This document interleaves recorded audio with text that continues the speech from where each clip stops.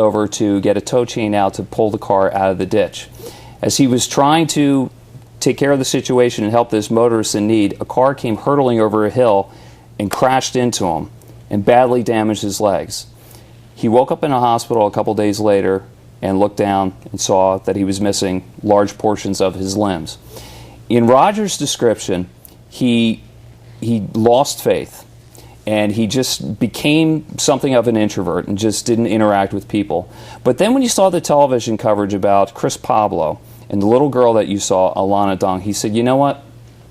I can't keep living like this. So he went and registered, and sure enough, he ended up being the match that saved Chris Pablo's life. And you mentioned the little girl. I said that there's 3 pieces to this story. One of them was Chris. The second one is the little 2-year-old beautiful Hawaiian girl, Alana. Alana Dong, she was the salesperson. Like Chris was the one that started the education process about what leukemia is, about what bone marrow donation might be. But when you see a face like this, you can't say no to that. And Alana, and Chris would admit this too, was the one that really pushed the people over the edge. And it was at Alana's, one of her bone marrow drives, that Chris found his match. And that's the way it works sometimes, most of the time. There may be somebody and you're trying to save their life, you would like to donate your bone marrow to them, but the chances of it happening, it's just not very likely. But once you get yourself in the system, you could be a match for someone else. And Roger was trying to donate his bone marrow to little Alana. Didn't work out for her, but fortunately for Chris Pablo, it was a perfect match. Throughout this process, you were a reporter telling a story. At some point, you decided to become a bone marrow donor yourself. Why did you make that decision? You know, part of it was conscience. I had been telling the story on TV for the better part of several weeks, and I felt very good about it because this story had all the elements that you want as a reporter. It had heartbreak, it had hope, and people could really make a difference. And I was really putting the word out there. It was probably coming on a little bit too strong and maybe like cross that journalistic threshold a little bit about you know, being objective about it, because I just really wanted these people to be better, Chris Pablo and Alana Dong. And I was telling people, okay, you got to get out there, you got to register, you could be a match for somebody, no excuses, everybody else is doing it, you ought to do it. And then I said, hey, wait a minute, I haven't done this. So on the last day of Alana's drive, my wife came to pick me up, and I said, before we go to Sunday night Mass, we're stopping by Alana's bone marrow registration drive, and we're going to give a sample. And I told her, I said, we're probably not going to match her because of the difference in ethnicity. I said, but I will be a match for somebody. And sure enough, it happened. That's true. In fact, that's the story that we're going to tell in the next segment here on It's Your Call, actually your journey as a donor and the experience and what it meant to you. When you gave that blood, though, and you just had a sense that you would be a donor, did you ever take it to the next level and realize what it would mean for you, like what you would physically have to do? I knew physically what I would have to do, and I wasn't afraid of that, but I didn't know how emotionally attached I would get to it. When I got the call that I was a potential match, not necessarily the match that was going to go to transplant, that call would come later, you just get so into it and you just realize, boy, there's no greater call to get. It's almost, we all wonder what we're doing on earth. We're working for a living, we're raising families, but is there something else out there for us? A greater calling, a greater purpose. And when you get that call on the phone, it says, there's a mission for you, you're the only person in the world, it just makes you feel so special, like this is my life's work. You did get that call, and without hesitating, you agreed that you would do whatever necessary for a stranger, a total stranger. Someone, this wasn't someone that you had done a story on, or that you had come to know, or that was a friend of a friend. You had no hesitancy whatsoever?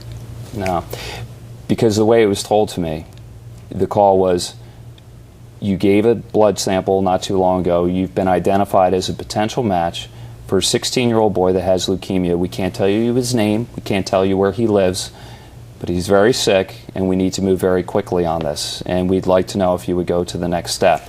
So immediately, because I did all this background stuff and research on it, I knew what it meant. I knew that I could be on the table and they could be taking the bone marrow out of me, and I wanted it to be me. I really did.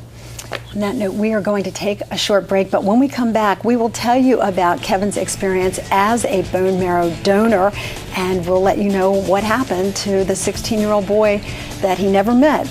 Did he help him? We'll find out.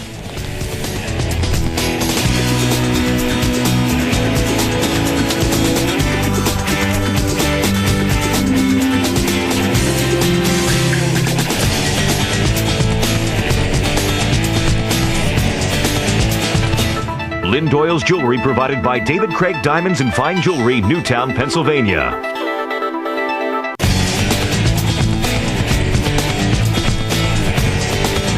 Thanks for joining us once again, everyone. I'm Lynn Doyle. This is It's Your Call. And our topic this hour is a reporter's journey. And the reporter is someone very near and dear to us here at Comcast, Kevin Walsh, who you recall has been with Comcast for quite some time, and is now starting a new venture with the company. But it was an old venture that he writes about in his new book called The Marrow in Me. It's actually about his journey as a bone marrow donor. And we were telling you right before the break that miraculously, out of literally hundreds of thousands of people all over the world who donate, he became a match for a dying 16-year-old boy, someone he had never ever met before.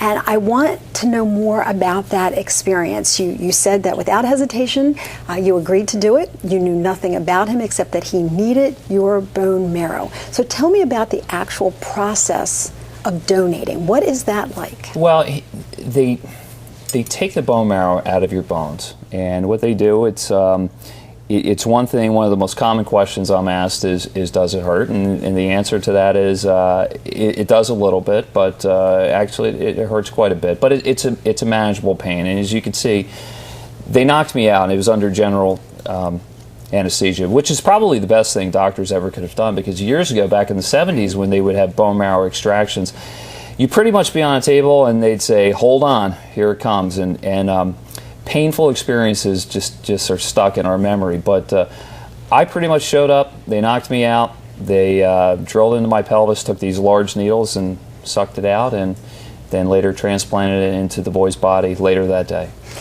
Now, for people who are unfamiliar with this process, you think of bone as being very, very hard, but actually on the inside of the bone there is what's almost known as like a gel, right? That's what they are, as you call, drilling for. Well, if the blood that's going through your veins and everything is, let's say that's skim milk, what's inside your bones, it's more like whole milk or a very thick cream. It looks like, to the untrained eye, it looks like regular blood, but it's very nutrient rich, and that's where the stem cells are in your bone marrow, and that's what can help cure people of leukemia or other cancers of the blood or other cancers. So they take your bone marrow and they give it to the 16-year-old almost immediately.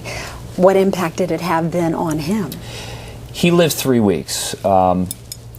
But this was the only chance that he could live. And that was really the hardest part of all, was getting that phone call that he did not survive.